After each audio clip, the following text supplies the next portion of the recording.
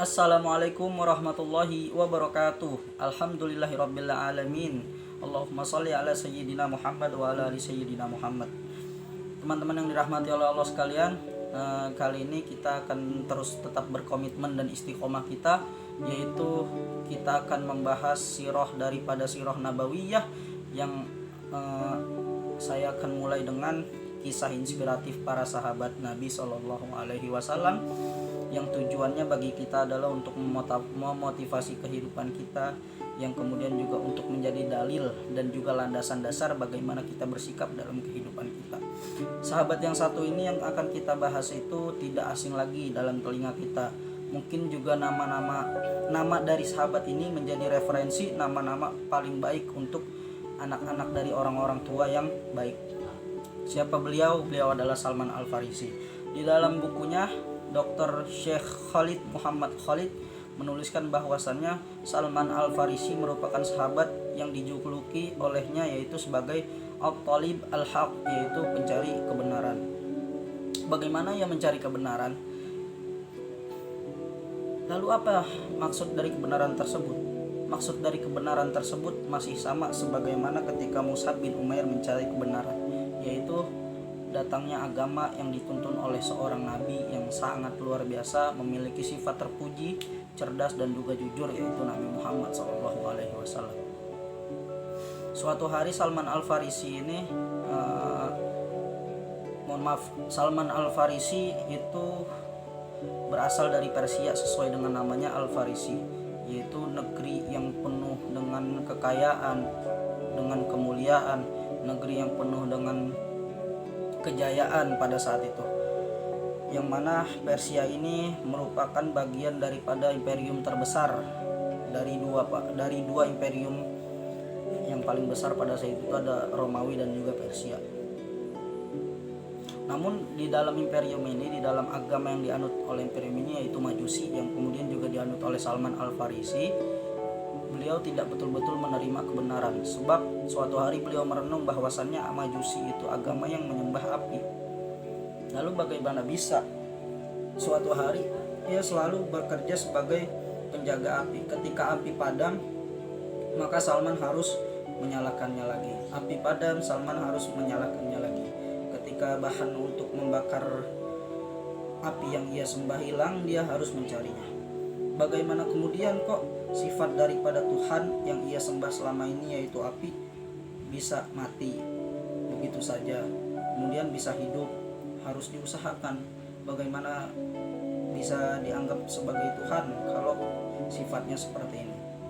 Maka kemudian suatu hari ketika Salman bertani itu bertemu dengan para umat Nasrani yang sedang beribadah di gereja.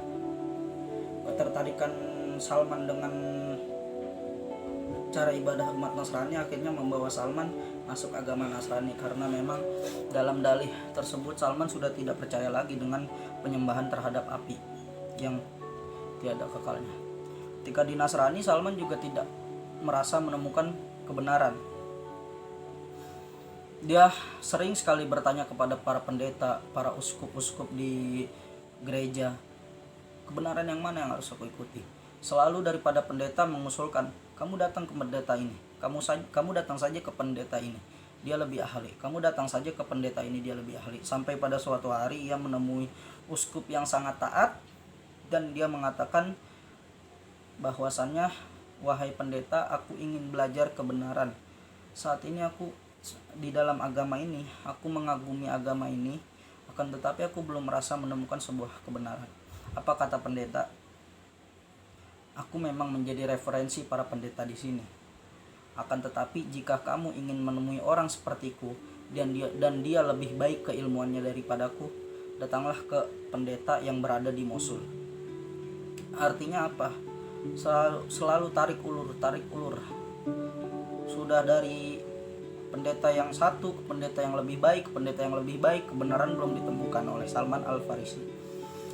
Kemudian datanglah Salman Al-Farisi ini ke Mosul, dan nyatanya pendeta yang berada di Mosul ini sangat rendah hati. Apa yang dikatakan oleh pendeta kepada Salman yang berada di Mosul ini? Nah, pergilah kamu ke Jazirah Arab. yakni tempat yang mana di situ banyak pohon kurma yang tandus. Buahnya sangat luar biasa matangnya dan juga sangat subur di sana. Akhirnya, apa nama tempat itu wahai pendeta? Nanti kamu akan mengetahui. Lalu mengapa harus aku ke situ? Dalam Alkitab, kitab yang aku hafal selama ini, di daerah tersebut tahun-tahun ini akan datang seorang nabi yang kemudian dirinya ini adalah orang yang jujur, cerdas, dan juga amanah. Jika kamu menemukan dirinya, itu dalam beberapa tanda-tanda kenabian. Apa itu tanda-tanda kenabiannya wahai pendeta? Tanda-tanda kenabiannya, yang pertama, jika kamu sampai ke sana, kemudian ada segerombolan orang yang hijrah ke tempat tersebut, maka jika banyak yang menyambutnya dengan sambutan yang sangat luar biasa, girah para umat yang sangat luar biasa, dengan rasa senang hati para umat di sana, maka dialah orangnya. Yang kedua, jika kamu menemuinya secara langsung bertatapan kepadanya, kemudian kamu merasakan ketenangan didapatkan dari melihat wajahnya, itu adalah dia, kebenaran yang kamu cari. Yang ketiga, dia tidak menerima sedekah, akan tetapi ia menerima hadiah. Jika memang engkau melakukan hal yang demikian, kemudian dia menolaknya dan menerima hadiah yang kau berikan, maka itulah orangnya. Dan yang keempat adalah bahwasannya kau lihat bagian atas punggungnya terdapat di situ tanda-tanda kenabian, maka dialah orangnya. Suatu hari Salman merenung dan kemudian melihat segerombolan orang dari Jazirah Arab berjalan. Kemudian Salman menyamparinya dan mengatakan, bawalah aku ke daerah yang banyak kurma yang tandus. Akhirnya Salman pun dibawa oleh itu. Dan kemudian dikhianati, Salman malah justru diberhentikan di salah satu pasar yang menjadi pasar perbudakan Yahudi. Dan qadarullah, di pasar perbudakan Yahudi tersebut, Salman dibeli oleh salah seorang kebetulan, yaitu Yahudi dari Bani Quraidah. Bani Quraidah ternyata teman-teman adalah tempat singgah Nabi. Bani Quraidah itu wilayahnya berada di Madinah, yaitu tempat yang dimaksud oleh pendeta yang tadi. Kemudian sampailah Salman ke Madinah. Pada suatu hari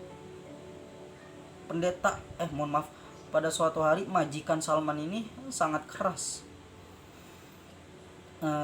Ketika Salman sedang berkebun di kebun kurma milik daripada majikannya ini.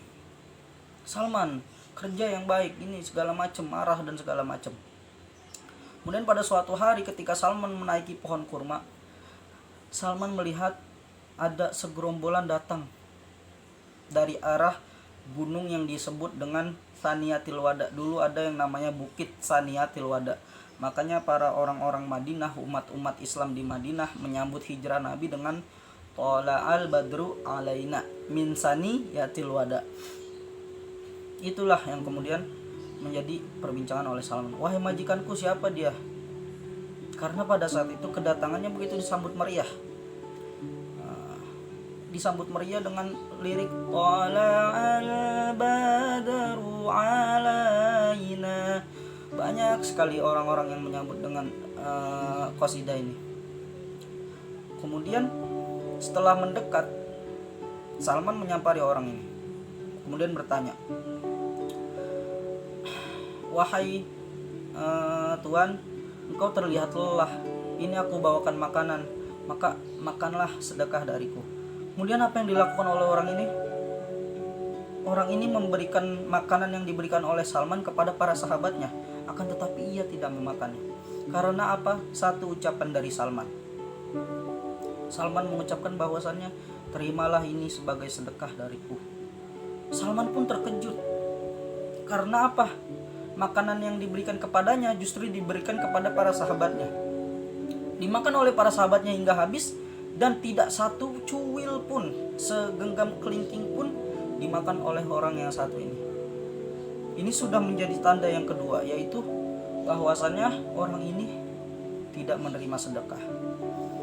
Kemudian yang ketiga, keesokan harinya ketika orang ini sudah berada di Madinah, dibawakanlah juga hadiah kepada orang ini berupa makanan. Wahai Tuhan, ini aku membawakan makanan untukmu sebagai hadiah. Kalau kemarin sedekah, dan anggap ini adalah sebagai hadiah. Kemudian apa yang dilakukan oleh Tuhan orang ini, diberikan makanan tersebut kepada para sahabat. Kemudian dan orang ini ikut makan bersama para sahabat. Siapa dia? Muhammad Sallallahu Alaihi Wasallam. Salman pun menangis. Salman menangis dan memeluknya. Setelah memeluknya, Salman melihat punggung bagian atasnya. Ketika melihat punggung bagian atasnya, Salman begitu tenang hatinya. Dan inilah orang yang dimaksud Muhammad Sallallahu Alaihi Wasallam. Yang dilakukan Salman memberikan makanan untuk pertama kalinya itu bersedekah, dan juga yang kedua kalinya itu memberikan dengan maksud memberikan hadiah. Ini merupakan strategi otak daripada Salman Al Farisi untuk menemukan kebenaran yang sesungguhnya. Dialah Muhammad Sallallahu Alaihi Wasallam. Maka itulah sepenggal kisah inspiratif dari Salman Al Farisi, teman-teman yang dirahmati oleh Allah Subhanahu Wa Taala. Untuk kesempatan lain, mudah-mudahan kita masih diberikan kesempatan yang baik oleh Allah Subhanahu Wa Taala untuk membahas kisah para sahabat yang lainnya. Mudah-mudahan ini menjadi sebuah motivasi bagi kehidupan kita, bagaimana kisah daripada Salman Al Farisi tadi. Billahi taufiq wal hidayah. Wassalamualaikum warahmatullahi